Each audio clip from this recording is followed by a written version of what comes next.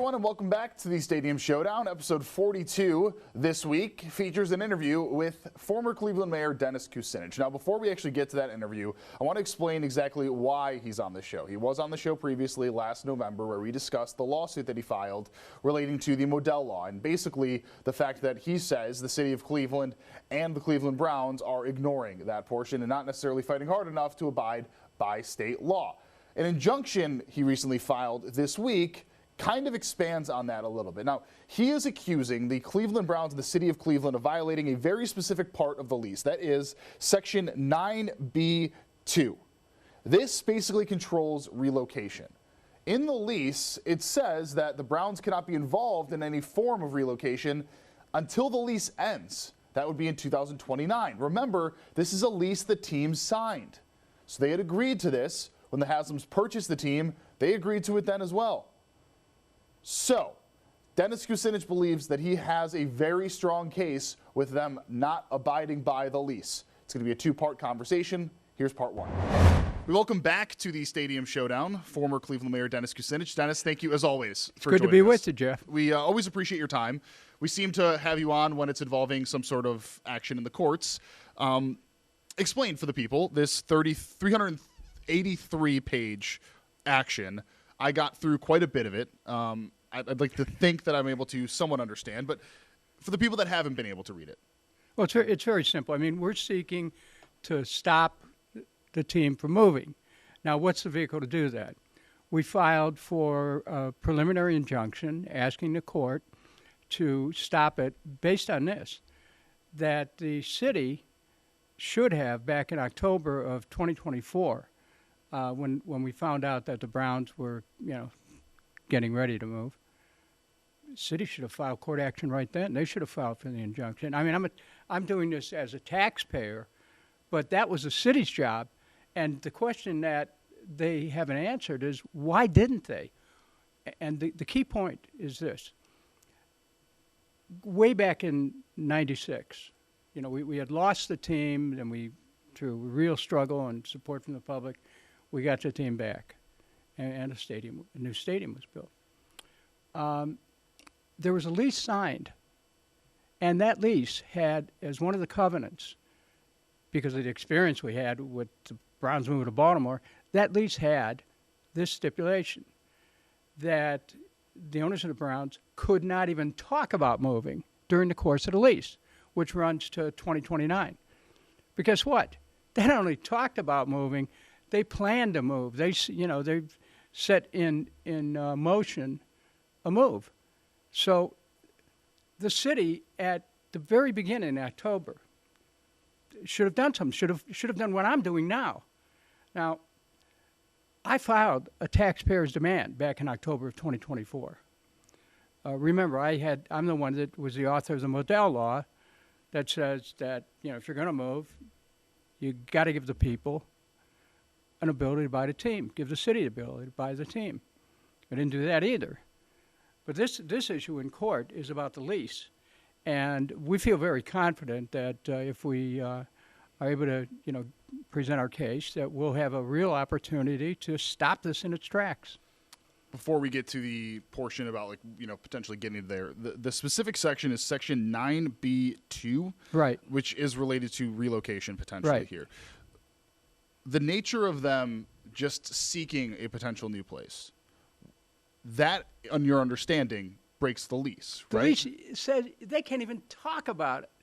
I mean, you could think about anything. That's private. But when they start talking about it and doing something towards moving, nope, that's a violation of the lease. And the city should have gone ahead with a request for an injunction to stop them, because the whole predicate of that deal that brought the Browns back was, we're not going to go through this again. We've been through it once. Anybody remembers that was a nightmare.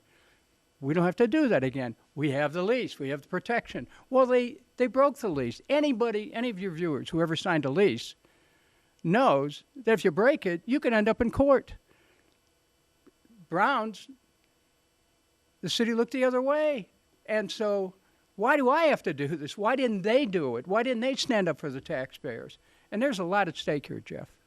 The city's law department in this filing. You called out for basically being lazy, is the way that I read it, or at least in the filings, that they put half effort in, didn't put in a full effort on a lot of this. Well, let's put it another way. They fumbled the ball. They had the obligation to protect the taxpayers' investment of $573 million, which the taxpayers paid to build that stadium. Now they want to tear it down. It would be $1 billion to replace that stadium as it is. That stadium is good for another 25 years. They want to tear it down. So the owners of the Browns will have, all the business from downtown moved out of town. Look, I'm here on behalf of the taxpayers. That's all. Yes, I'm a former mayor. Yes, I served on the city council. I understand these issues. And I'm not new on this. You have to remember, October of 2024, I sent the first of 3 taxpayer demands to the law department. And they never moved to protect the people. As a matter of fact, city council, ordinance 391-24, told the law director, look, you have to keep the Browns in Cleveland. That was an ordinance. He was supposed to do that. He never followed it. So what it appears is, whether it's lazy, fumbling the ball, whatever you want to call it, they didn't do their job. If they did their job, I wouldn't be here talking to you right now about it. You have a unique position here. You're the former mayor of Cleveland. You've held essentially every political office that one can hold within the sphere of Northeast Ohio politics. We have a situation where you have the $100 million settlement that came from the city and from the Browns, and now you have a situation where you are at least showing that they did not necessarily fight as hard as they potentially could. Putting 2 and 2 together here, do you think they just saw the $100 million and said, this is fine enough for us? We can let go of some of the potential issues of the lease. I mean, why would they ignore some of the problems that you are saying that are blatant? Jeff, it's not even $100 million. $30 million of that, or $35 million of it would go to tear down a stadium that's worth, it would cost $1 billion to rebuild. I mean, that's silly. No, I hope that it's not that they just took a dive, okay? Sports people understand what that means. They had an obligation to enforce that lease. That would have stopped everything, and then the city would have had leverage. It gave away all the leverage. And then when it said, well, we did everything we could, that's what they told the city council. They told city council we did everything we could. Hey, they kept city council in the dark. The council president didn't even know what was going on until, a week before or a couple weeks before the deal was presented to council. And they were working on this for maybe 3 years, Jeff. And so they kept the public in dark. They kept the council in dark. They didn't stand up for the taxpayers. They let a perfectly good stadium and a team that is the Cleveland Browns, they just let them go away and say, oh, that's too bad. No. I was mayor. You fight for the city.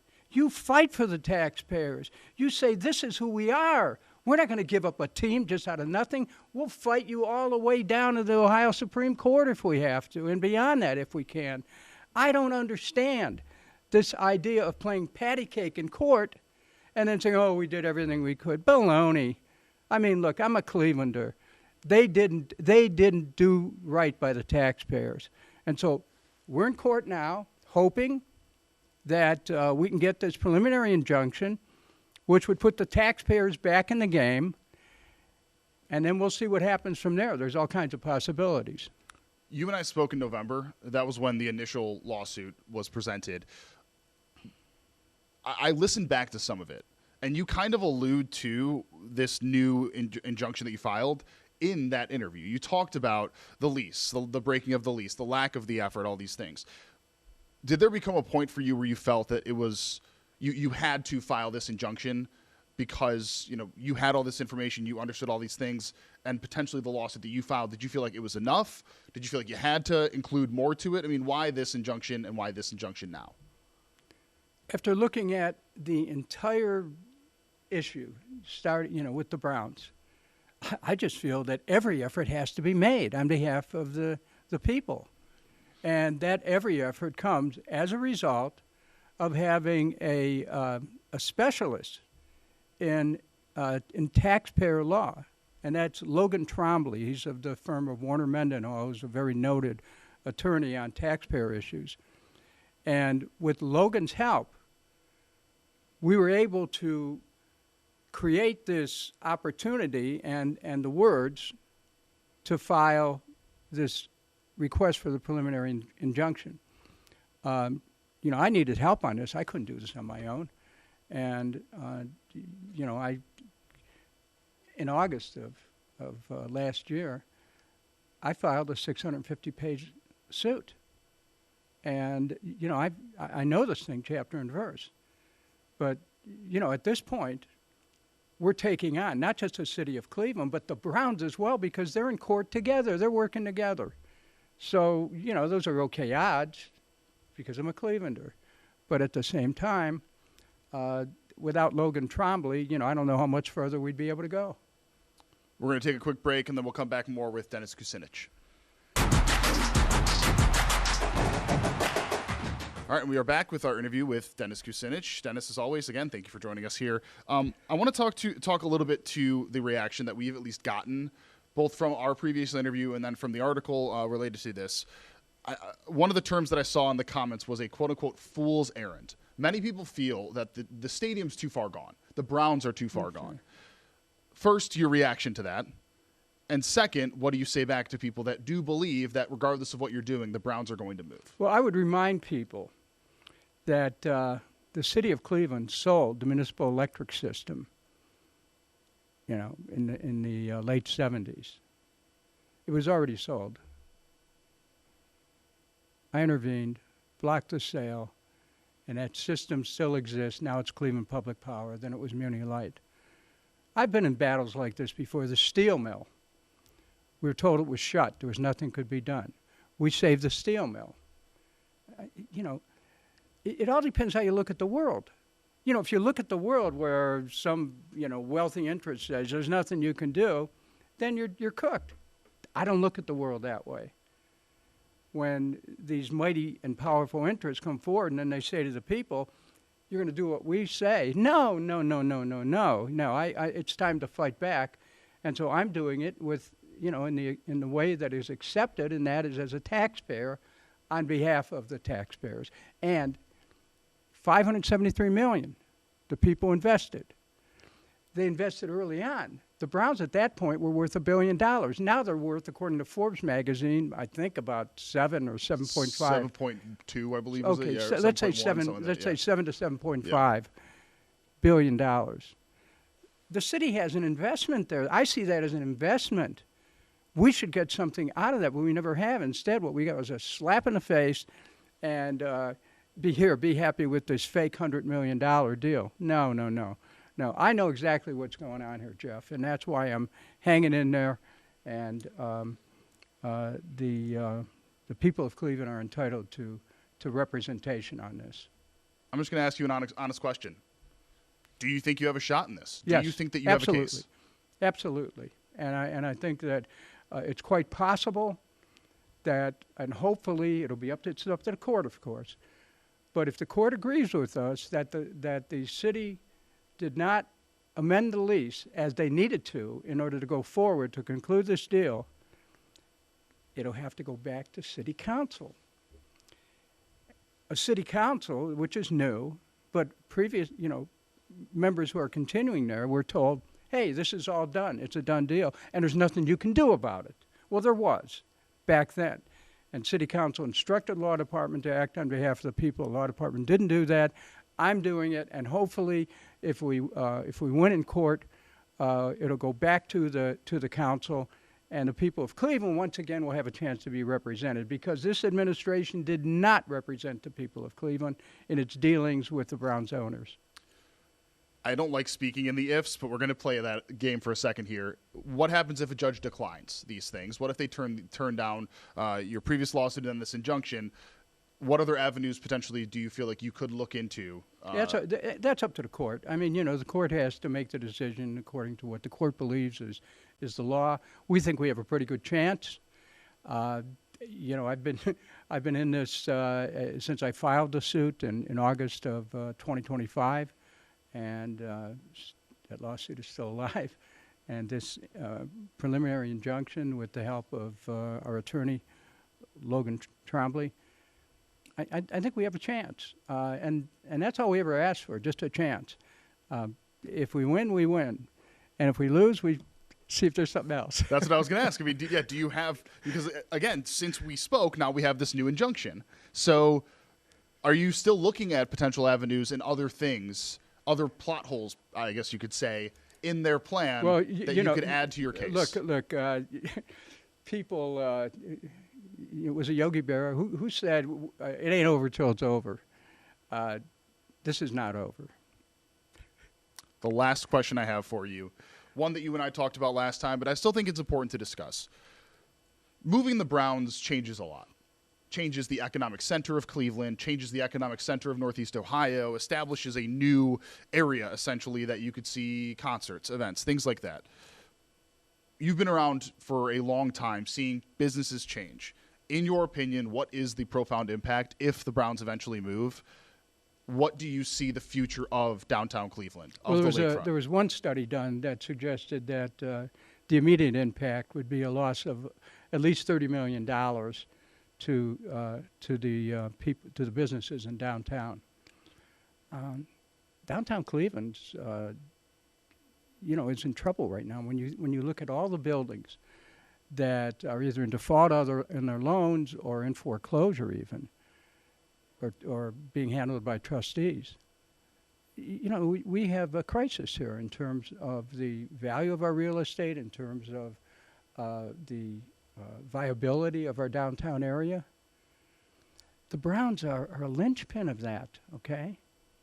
And once you lose a major league team like the Cleveland Browns, and the fact that they could even be called the Cleveland Browns, I mean, if I was in Brook Park, I'd say I'd want them to be the Brook Park Browns. But when that team moves out of the city, that's damaging economically to the city and also to the fans who for years and years and years have dedicated their passion and their money to the city. And so, it hurts downtown. And when it hurts downtown, it has a ripple effect. This is bad for the city, Jeff. That's another reason why, I feel obligated to fight on this because, I love this city. I've been given an opportunity to serve it in many ways. But when I looked at this, I just said, there's something wrong with it. And I understand if people feel it's all over, but I'm saying it's not. Dennis, you answered all my questions here. Is there anything we didn't touch on that we should have? No, but thank you so much for Awesome. this. We want to thank you so much for joining us today. Yeah. Thank you. Bye. And once again, we want to thank Dennis Kucinich for joining us on this week's episode of the Stadium Showdown. And coming up after a very quick break, we hear from Governor Mike DeWine. Now, you know that there is currently $600 million kind of in limbo at the moment legally. Well, what happens if a judge decides that the Browns can't get $600 million from the Department of Unclaimed Funds? The governor has an idea. That after the break. Welcome back. As the $600 million from the Department of Unclaimed Funds remains held up in courts, as the courts in Columbus still debate the lawsuit from Mark Dan and the Dan law firm over whether or not it's constitutional to even do this in the first place, Governor Mike DeWine has a slight proposal here. Now, you may remember the governor wanted the funding for the Brown Stadium to come from taxing the companies that do sports gambling. He wanted to double it and use that money to go toward a stadium. The Senate, the House, they decided differently. They wanted to do this Department of Unclaimed Funds, taking $1.7 billion out of the Department of Unclaimed Funds to be used by whichever organization could actually get it, the Browns getting $600 million of it. But as the lawsuit drags on, you really got to start debating what potentially could be next if a judge decides that the Browns can't get access to that funding. So here's what the governor had to say. It's not just the Browns. I know when we're in Cleveland, we talk a lot about the Browns, understandably, but this, one of the things I insisted on is that this money be actually available for other stadiums in other parts of the state, whether it's baseball or basketball or whatever the sport, or football, whatever sport it is. My original proposal called for actually taxing these out-of-state companies that are coming in here that are doing sports gaming. We could generate all the money we need to do that by simply taxing them at no cost to any Ohioan. So if we get a final court decision, and I don't expect this, but if we had a final court decision that said you cannot use the current funds, I would go back to the state legislature and suggest that they do actually impose a tax on these companies. But I don't think we're going to get there. I think we eventually will get a decision from a court that says that this money can in fact be used, and so we will then be able to move forward not just with the money going to the Brown Stadium, but we'll be able to do work on Bengal Stadium in Cincinnati and the other sports that we have throughout the state of Ohio. And we're blessed with some great sports teams, and it's one of the great things that we have in Ohio, along with the arts, culture, and sports. All right, and that is it for the latest episode of the Stadium Showdown. Thank you so much for watching. Of course, if you want to watch any of our previous coverage, go ahead, scan the QR code on your screen right now. We are still trying to find out exactly when the official groundbreaking is going to be on the site. Obviously, legally, there's some things that are playing issues there. Every time we've tried to reach out to Brook Park on it, they don't seem very concerned, so we'll have to yet see what actual legitimate concerns they will have related to the lawsuits, and then, of course, related to any construction as well. Thank you so much for watching. We will see everybody coming up next week for episode 43. For now, I'm Jeff Slauson with 19 News. See everybody in the week.